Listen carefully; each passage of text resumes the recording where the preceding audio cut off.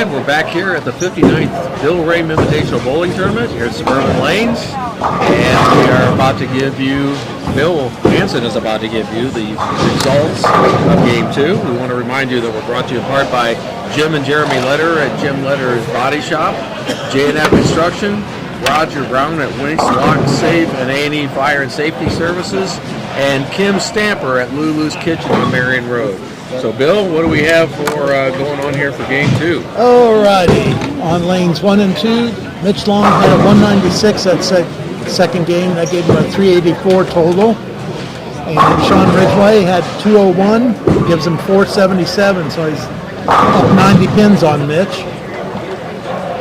On lanes 3 and 4, Todd Spurlock Jr. had 235, gave him a 455. Against Gabe Higginbotham's 214 for a 432, so that, 20 pins there. Still in play. Still close. On 5 and 6, Dave Tinch had a nice 236 game, gave him a 446. Against Joe Powers 203, gave Joe a 418 total, so Dave Tinch is up on Joe, 28 pins. On lane 7 and 8, Braden Dooner had another 235 game, gave him 470 total. Against Steve Chambers 185 for 375, so he's down 90 pins, 95 pins. In lanes 9 and 10, Charles Yancey had 223 to give him a 417 total.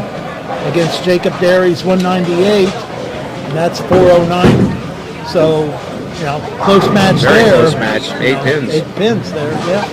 And then on lanes 11 and 12, Mike Lear had a 180. He just kind of got lazy. So even spares. So that gave him 418 against Rick McWater's 206. Gave him Rick 391. So he closed the gap a little. He closed the gap some. And then on lanes 11 and 12, Bob Lear Jr. had a 174 to give him a 388 against Brock Likens 198 for a 409. So, he's still 20 pins off. And then on lanes 15 and 16, Don McLaughlin, he woke up, finally got to the right ball, had nice 276 for a 431 against Joel Butts 197 for a 420. So Donnie's up on Joel right now. So he went through probably all of his balls to find the right ball that was working on 15 and 16. So all but really 2 of the matches are close. At this point. And let's see, on lanes 1 and 2, Sean just had a 229 for the third game, and Mitch had a 255. He struck out. Well, he had a 5-bagger in that third game, and to give him 255. So that'll help him. That'll help him quite a bit. So.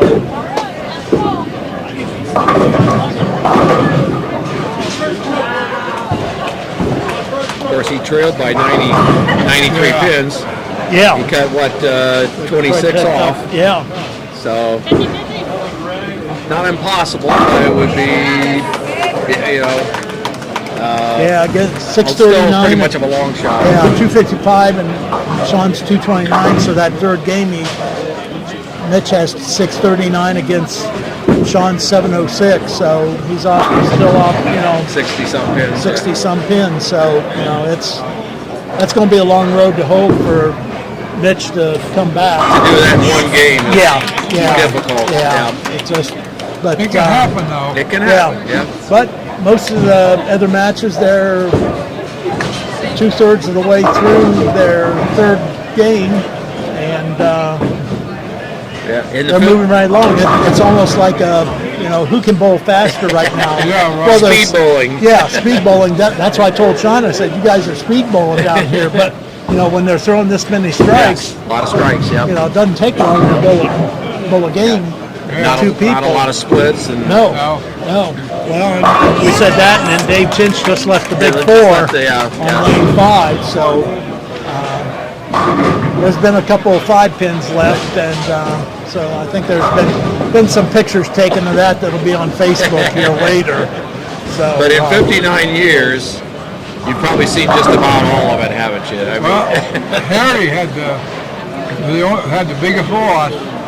He was up 101 pins going to the fourth game. He shot 163 and his opponent shot 267. Oh, wow. And Harry lost by 4. He lost by 103 pins. Yeah. You got him turning over in his grave now, even talking about that.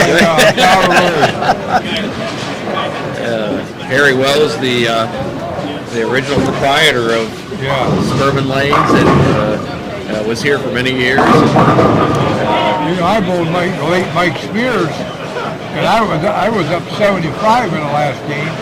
He started throwing strikes. He shot 289. I shot about 215, and I won by about 3 pins.